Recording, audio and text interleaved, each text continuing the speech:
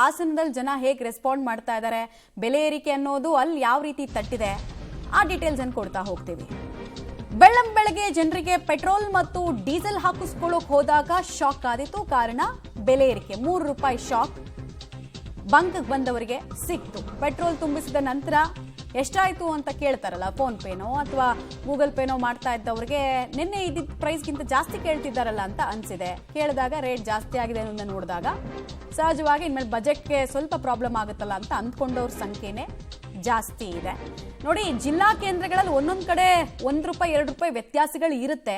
ಕಾರಣ ರಿಫೈನರಿ ಘಟಕದಿಂದ ಯಾವ ಜಿಲ್ಲೆ ಎಷ್ಟು ದೂರದಲ್ಲಿದೆ ಅನ್ನೋದ್ರ ಮೇಲೆ ಅಲ್ಲಿ 1 ರೂಪಾಯಿ 2 ರೂಪಾಯಿ ವ್ಯತ್ಯಾಸಗಳು ಇರುತ್ತೆ. ಪೆಟ್ರೋಲ್ ಹಾಕ್ಸಕ್ಕೆ ಬಂದಿದ್ದೀವಿ, ಆದ್ರೆ ರೈಟ್ ಜಾಸ್ತಿ ಮಾಡಿರ್ತಾವ್ರಿ ಇವರು. ದಿನಕ್ಕೆ ಗೊತ್ತಾಗ್ದ ಥರ ಏನು ಗೌರ್ಮೆಂಟ್ ನಡೆಸೋರು ಗೊತ್ತಿಲ್ಲ ನಮ್ಗೆ, ಏನಂತ ಇವ್ರ ಕಥೆನೇ ಗೊತ್ತಾಗ್ತಾ ಇಲ್ಲ ನಮಗೆಲ್ಲ. ಇವ್ರು ಪರಿಚಯ ಮಾಡಿಕೊಡಲ್ಲ, ಏನು ಹೇಳಲ್ಲ, ಎಂಥದ್ದು ಧಳಾರ್ ಅಂತ ಮಾಡಿಬಿಟ್ರೆ ನಾವೆಲ್ಲಿಂದ ಹೋಗೋದು? ಜನಸಾಮಾನ್ಯರು ಎಲ್ಲಿರ್ತಾರೆ? ಯಾರು ಬದುಕೋದು ಈ ರೀತಿ ಮಾಡ್ತಾನೆ ಇದ್ರೆ ಎಲ್ಲ ಬೆಳೆಸ್ತಾರೆ. ಅಲ್ಲಿ ನೋಡಿದ್ರೆ ಸೆಂಟ್ರಲ್ ಬೇರೆ ಅವ್ರು ಬೇರೆ ರೇಟ್ ಜಾಸ್ತಿ ಮಾಡ್ತಾನೆ ಇರ್ತಾರೆ. ಪೆಟ್ರೋಲ್ ಜಾಸ್ತಿ ಆಯಿತು, ಬಾಳೋದಕ್ಕೆ ಆಯಿಲು ತಿನ್ನಬೇಡಿ, ಏನು ತಿನ್ನಬೇಡಿ ಅಂತಾರೆ. ಮುಂದಕ್ಕೆ ಏನು ಜೀವನ ನಡೆಯುತ್ತೋ ಗೊತ್ತಿಲ್ಲ. ನಮ್ಮ ದೇಶ ಎಲ್ಲಿ ಹೋಗ್ತಾ ಇದೆ ಗೊತ್ತಾಗ್ತಾ ಇಲ್ಲ. ನೀವೇ ಸುಧಾರಿಸ್ಬೇಕು. ಪಬ್ಲಿಕ್ ಏನು ಮಾಡುತ್ತೆ? ದುಡಿಯೋದು ಅಷ್ಟೇ, ತಿನ್ನೋದು ಅಷ್ಟೇ, ಕೊಡೋದು ಅಷ್ಟೇ. ಟ್ಯಾಕ್ಸ್ ಎಲ್ಲದರಲ್ಲೂ ಕೊಡಬೇಕು. ಏನು ತೊಗೊಂಡ್ರು ಟ್ಯಾಕ್ಸು. ಅದು ಅಲ್ಲದೆ ಮತ್ತೆ ಬೇರೆ ಟ್ಯಾಕ್ಸ್ ಬೇರೆ ಕಟ್ಟಬೇಕು. ಏನು ಮಾಡ್ತೀರಾ? ಎಲ್ಲಿಂದ ತರ್ತೀರಾ ದುಡ್ಡು? ದುಡಿಯೋದೇ ಅಷ್ಟು, ಕೊಡೋದು ಅದಕ್ಕಿಂತ ಜಾಸ್ತಿ ಅಲ್ವಾ?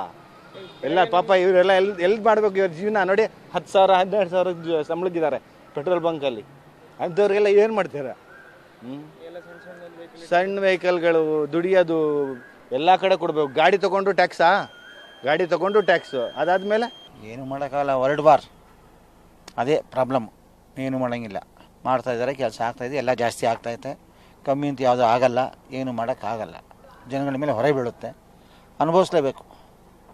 ಇನ್ನೇನು ಮಾಡೋಕ್ಕಾಗುತ್ತೆ? 3 ರೂಪಾಯಿ ಜಾಸ್ತಿ ಆದರೂ ಅಷ್ಟೇ, 4 ರೂಪಾಯಿ ಜಾಸ್ತಿ ಆದರೂ ಅಷ್ಟೇ. ಮೊದಲೇ ಹೇಳಿದಿಲ್ಲ ಸರ್, ಕಡಿಮೆ ಪೆಟ್ರೋಲ್ ಬಳಸು ಅಂತೆಲ್ಲ. ಅವ್ರು ಹೇಳ್ತಾರೆ, ನಾವು ಕಮ್ಮಿ ಆದಷ್ಟು ನಾವು ಕಮ್ಮಿ ಮಾಡಬೇಕು. ಅವ್ರು ಹೇಳಿದ ಮತ್ತೆ ಕರೆಕ್ಟು. ನಾವು ಆದಷ್ಟು ಎಷ್ಟು ಕಮ್ಮಿ ಮಾಡ್ತೀವಿ ಅಷ್ಟು ನಮ್ಗೆ ಒಳ್ಳೆಯದು ಅಲ್ವಾ? ಯಾವುದು ಇಂಡಿಯಾದಲ್ಲಿ ಯಾವುದೋ ಕಮ್ಮಿ ಆಗಲ್ಲ ಬಿಡಿ. ಟ್ರಾನ್ಸ್ಪೋರ್ಟ್ ವ್ಯವಸ್ಥೆ ಜಾಸ್ತಿ ಆದರೆ ಆಮೇಲೆ ಬೇರೆ ಪಬ್ಲಿಕ್ ಟ್ರಾನ್ಸ್ಪೋರ್ಟ್ಗೆಲ್ಲ ಜಾಸ್ತಿ ಎಫೆಕ್ಟ್ ಆಗುತ್ತೆ ಅಷ್ಟೇ, ಇನ್ನೇನಿದೆ. ಹೇಳಿದರು, ಅದ್ರ ಬಗ್ಗೆ ಹೇಳಿದರು. ಅದೇ ಎಲ್ಲ 5 ಹೇಳಿದ್ರಲ್ಲ. ಬಟ್ ಈಗ ಏನು ಮಾಡೋಕ್ಕಾಗುತ್ತೆ? ನಾವು ಅನುಭವಿಸ್ಕೊಂಡು ಹೋಗ್ಬೇಕು, ಅನ್ಸರ್ಕೊಂಡು. ಎಲ್ಲದೂ ಆಗುತ್ತೆ. ಡೀಸೆಲ್ ಆದಮೇಲೆ ಟ್ರಾನ್ಸ್ಪೋರ್ಟೇಷನ್ ನಮಗೆ ಎಲ್ಲದಕ್ಕೂ ಹ್ಯೂಜ್ ಆದಮೇಲೆ ನಮಗೆಲ್ಲ ಕಾಸು ಜಾಸ್ತಿ ಆಗುತ್ತೆ. ಹೊರೆ ಏನು ಮಾಡೋಕ್ಕಾಗುತ್ತೆ ಸರ್? ಅಲ್ಲೇ ಬ್ಲ್ಯಾಕ್ ಮಾಡಾದ್ಮೇಲೆ ಸಿಗ್ತಾ ಇದೆಯಲ್ಲ ನಮ್ದು ಇಂಡಿಯಾದಲ್ಲಿ, ಅದು ಮೇನು ಅಲ್ವಾ? ಬೇರೆ ಕಂಟ್ರಿಗಳಲ್ಲಿ ಅದೂ ಇಲ್ಲ. ಯುದ್ಧದ ಇದರಿಂದಾಗಿ ಈ ಥರ ತೊಂದರೆ ಆಗ್ತಿದೆ ಅಂತ ಸರ್. ಹಾಂ, ಅದರಿಂದನೇ ಆಗಿರೋದು. ಇಲ್ಲಾಂದ್ರೆ ಸುಮ್ಮನೆ ಆಗುತ್ತಾ? ಈ ರೀತಿ ಜಾಸ್ತಿ ಆದರೆ ಏನು ಮಾಡೋಕ್ಕಾಗುತ್ತೆ ಸರ್? ನಮ್ಮ ಸರ್ಕಾರನೇ ಸರಿ ಇಲ್ಲ ಹೇಳ್ಬೇಕಾದ್ರೆ. ಇದೆಲ್ಲ ರೈಟ್ ಜಾಸ್ತಿ. ಬಡವ್ರು ಬರ್ಕೋರು ಹೆಂಗೆ ಬದುಕೋದು ಪಾಪ? ಇರೋರು ಏನೋ ಹೆಂಗೋ ಆಯ್ತಾರೆ ಪಾಪ. ಇಲ್ದವ್ರು ಏನು ಮಾಡ್ತಾರೆ? ಕೂಲಿನಲ್ಲಿ ಮಾಡೋರು ಏನು ಮಾಡ್ತಾರೆ? ಇದೆಲ್ಲ ಸರಿ ಇಲ್ಲ. ಇದು ಸರ್ಕಾರನೇ ಸರಿ ಇಲ್ಲ. ಬೆಳಗ್ಗೆಲೆ ಪೆಟ್ರೋಲ್ ಡೀಸೆಲಲ್ಲಿ ಜಾಸ್ತಿ ಮಾಡಿಬಿಟ್ಟವ್ರೆ. ನೋಡಿ, ಪೆಟ್ರೋಲು ಪಾಪ ಬಡವ್ರು ತಿನ್ನೋ ಪದಾರ್ಥ ಎಲ್ಲನೂ ರೇಟ್ ಜಾಸ್ತಿ ಆಗಿದೆ. ಇರೋರು ಪಾಪ ಹೆಂಗೋ ಇದು ಮಾಡ್ಕೋತಾರೆ. ಇಲ್ದವ್ರು ಏನು ಮಾಡ್ತಾರೆ? ಇದು ಎಫೆಕ್ಟೇ ಸರ್. ಇದು ಸರ್ಕಾರನೇ ಸರಿ ಇಲ್ಲ. ನಿನ್ನೆ ನ್ಯೂಸ್ನಲ್ಲಿ ಟ್ಯಾಕ್ಸ್ ಕಡಿಮೆ ಮಾಡಿದ್ದೇವೆ ಅಂತ ಹೇಳ್ತಾರೆ ನರೇಂದ್ರ ಮೋದಿಯವರು. ಇವತ್ತು ನೋಡಿದ್ರೆ 3 ರೂಪಾಯಿ ರೇಟ್ ಏರಿಸ್ಬಿಟ್ಟಿದ್ದಾರೆ ಡೀಸೆಲ್ದು ಮತ್ತು ಪೆಟ್ರೋಲ್ದು. ಏನು ಹಕ್ಕಿಗತಿ? ರಾತ್ರಿ ಏರಿಸ್ಬಿಟ್ಟಿದ್ದಾರೆ. ಹೆಂಗೆ ಮುಂದಿನ ಹಕ್ಕಿಗತಿ ಹೆಂಗೆ? ಅಲ್ಲಿ ಕಿರಾಣಿ ಅಂಗಡಿಗೆ ಹೋದರೆ ಎಲ್ಲ ರೇಟ್ ಜಾಸ್ತಿ, ಇಲ್ಲಿ ಪೆಟ್ರೋಲ್ ಜಾಸ್ತಿ.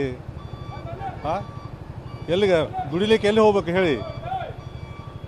ಹಾಂ, ಇಂಥ ಪರಿಸ್ಥಿತಿಯಲ್ಲಿ ಎಲ್ಲ ಪ್ರತಿಯೊಂದು ರೇಟ್ ಜಾಸ್ತಿ ಮಾಡಿಬಿಟ್ರೆ ಮುಂದೆ ಗತಿ ಏನು? ಅಲ್ಲ, ಪೆಟ್ರೋಲ್ ಒಂದು ದಿವ್ಸಕ್ಕೆ 2 ರೂಪಾಯಿ 50 ಪೈಸೆ ಏರಿಸಿದ್ರೆ ಪಬ್ಲಿಕ್ ಏನು ಮಾಡಬೇಕು? ಅಲ್ಲ, 3 ರೂಪಾಯಿ ಏರಿಸಿದ್ರು 3 ರೂಪಾಯಿ ಅಂದ್ರೆ 1 ಲೀಟ್ರಿಗೆ ಎಷ್ಟು ಆಗ್ತದೆ? ಏನು ಸಂಬಂಧ? ಹಿಂಗಾದ್ರೆ ಪಬ್ಲಿಕ್ ಏನು ಮಾಡಬೇಕು? ಜರಾರೆ ಪಬ್ಲಿಕ್ಕಿಗೆ ಅನುಕೂಲ ಮಾಡಿರಿ. ಮೊನ್ನೆ ಗ್ಯಾಸ್ ಏರಿಸಿದ್ರಿ, ಈಗ ಪೆಟ್ರೋಲ್ ಏರಿಸಿದ್ರಿ, ಈಗ 3 ರೂಪಾಯಿ ಏರಿಸಿದ್ರಿ, ನಾಳೆ ಮತ್ತೆ 5 ರೂಪಾಯಿ ಏರಿಸ್ತೀರಿ. ಇಳಿಸೋದು 40 ಪೈಸೆ 30 ಪೈಸೆ, ಏರಿಸೋದು ಒಮ್ಮೆಲಿಗೆ 3 ರೂಪಾಯಿ. ಹಿಂಗಾದ್ರೆ ಮಂದಿ ಏನು ಮಾಡಬೇಕು?